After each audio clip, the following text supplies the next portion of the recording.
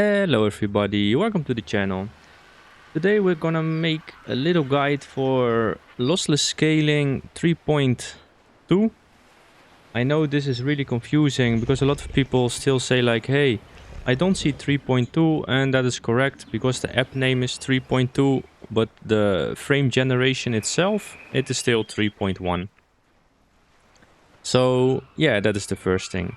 So what do we actually need to make everything run? I suggest two programs. One, of course, is lossless scaling itself, which you can see right over here. And we're going to go over most of the settings that we're going to use. And, well, all of the settings that we are going to use. And here we have RTSS. I suggest this program to lock FPS.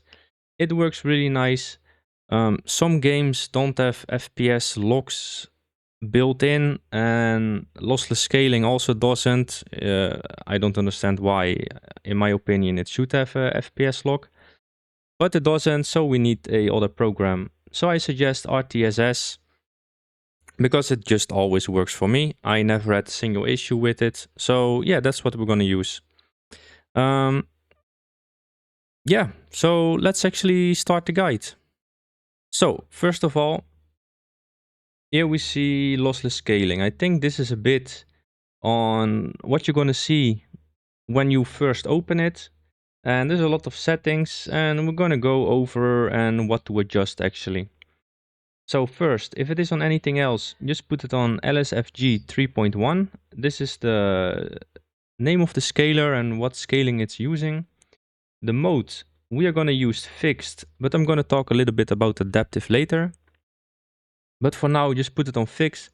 The multiplier is the times you want your frames to be duplicated, basically. So we're going to start with 2. The flow scale, it has some interesting things. So if you do this on 1080p, I suggest keeping it anywhere between 85 and 100, because that way you get the least amount of artifacting and like weird stuff happening. We don't want weird stuff. So anywhere between 85 and 100. If you play on 4040p, the minimum you should go is 70. I suggest going higher, but anywhere between 70 and 85 would be nice. If you can go lower, just go higher. Just go higher. But if you can't run at 100%, just anywhere between 70 and 85 would be nice. If you're running on 4K, I suggest not going over 50%. I know some people in the comments have told me multiple times, and I keep explaining them multiple times, that I don't need to go over 50%. I did a lot of testing, and anything over 50% doesn't give me less artifacting or anything. They claim it gives you less artifacting. That is true on 4040p and 1080p, but on 4K, I tested this so much, and like 50%, anything above it doesn't give you anything. So I suggest keeping it on like 50%. Anything lower will get some weird stuff, but 50% is the sweet stuff. So yeah, okay, I'm gonna leave this. If you need some extra performance, this comes with some artifacting though. It is the performance mode. This is the new thing. Some people love it, some people hate it. I'm not a fan of it because in 4K I don't see any artifacting on the settings that I use. But when I turn on performance, it does reduce my GPU usage, but it introduces some artifacting and stuff. But if you have like a slightly less GPU, then yeah, like try it with on and off and see what is actually working for you. The capture, I think it starts with the DXGI on the default settings. I suggest putting this on WGS, especially if you are on Windows 11 24H2. Yeah, if you go over it, you will see some text over there and explaining of what to use actually. But if you are on the newest Windows like me, just go on WGC. The Q target. For most people, I think 0 will work. This gives you the least amount of input lag. So just keep it at 0. And if you see that your system is overloading or something, just put it at 1. You never have to put it at 2. So try it at 0 first and yeah, see how it goes. Yeah, for this, for only the top one, the clip cursor, so you guys can see where my mouse is. And then here, we're not going to use the scaling. This is purely for upscaling, basically from 720p to like 1080p. But that's not something we're going to use today. Maybe in another video, but for now we're going to let this. I think this one is normally a default, but I suggest putting it on off. The max frame latency, the meta back then for Nvidia, it was Q target on 1, max frame latency on 1, but the meta has shifted a little bit. And now actually put Q target on 0, max frame latency, it sounds weird, but put it at 10. This gives you the least amount of input latency and warping and artifacting, these two settings. So I suggest keeping it on this. I have G-Sync half enabled on my settings. Yeah, everybody has different settings for this stuff. I keep it on draw FPS. This is for showing your FPS in the top left, not the ones you see right now, but you will see it later. Preferred GPU, if you have a single GPU, just keep it on your main GPU, not your integrated graphics. So for me it is RTX 5080, the display, your main display and your resolution. I have multiple displays, so I enable this setting, because if you don't, yeah, sometimes it won't work correct. So that's why I leave it at on, because I have multiple displays. So let's actually head over to the game.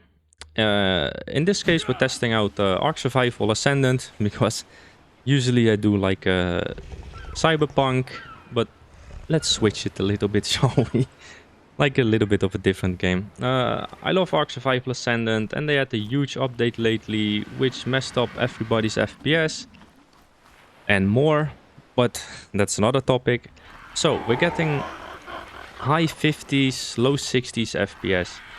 For a lot of people, this is considered playable. For me, not at all. Like, I don't want 50 FPS. It doesn't feel that nice. I want something higher, and that's why we have lossless scaling.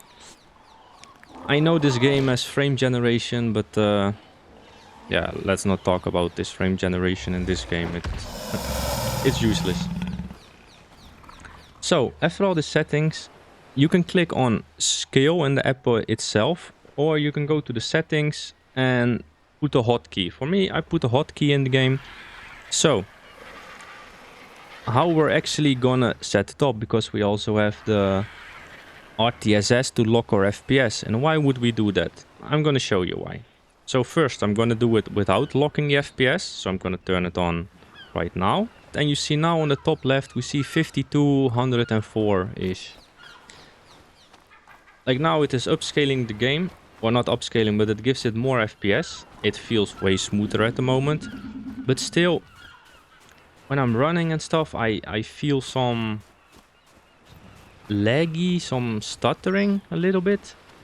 And that is because the FPS is not locked, and it is fluctuating between like 50, 55, sometimes even in the 40s. So now we're actually gonna look at the lowest number that we see, and I really think that is about 50. Yeah, I think 52, 51 is about the lowest we saw. So that means we're going a little bit below it. So let's switch over to RTSS right over here. So the lowest we saw was 50. I rather go a little bit under it. So let's say 48. Enter. So now the game will be locked to 48 FPS. And it will be ×2. So that is 96. And now all that weirdness is gone. Now it is just smooth, like really, really smooth. So that is how you calculate a little bit on what FPS you should be actually, and on what to lock it. But what if we want more FPS than 96? That we can do, of course. We can go again to lossless scaling. And the multiplier that we can see right here, it is now on 2, but let's actually put it on 3. Then we unscale and scale back, because sometimes it is like behind a bit. This introduces sometimes some artifacting. Usually it does, but sometimes not. And I see in this game it runs actually really great, so it's nice to know. Oh, and now I actually see a little bit a line in the middle of the screen. So yes, it still introduces some minor artifacting. But now you see, we are having 144 FPS. And I don't feel input lag, because Arc is already a bit weird with input lag. So I don't notice it at all. Note I play on mouse and keyboard, and it feels better than native at the moment. But what if you want even more? Then you can do ×4, or what I said earlier, we have another setting. Instead of fixed, we have adaptive, and here you can put your FPS that you want. For me, 144 is enough, but you can easily put this number to like 200 or 300 if you want. I wouldn't suggest it, but you can, of course. So let's actually try this adaptive and 144. Then we can also remove the FPS lock, because with adaptive it is not needed. Then you can just put 0 here again, go back to the game, remove the lossless scaling, put it back. And now you see it going from the base FPS that is fluctuating, but with adaptive it doesn't really matter. And we're still having 144 FPS. And I do see a little bit of artifacting, a line about 3/4 at the bottom of the screen. But I don't know, it is really playable. I suggest using ×2 though, because for me 90 FPS in this game is plenty enough, and this is a really heavy game that is not optimized. So yeah, that's basically how lossless scaling works. I don't think there is anything else to it. If there is, please put it in the comments, and I'm gonna respond to all you guys, of course, that leaving a comment and having questions, like I always do. So if you guys liked the video, please subscribe to the channel, put a comment, put a like to the video, and I will see you guys in the next one. Bye!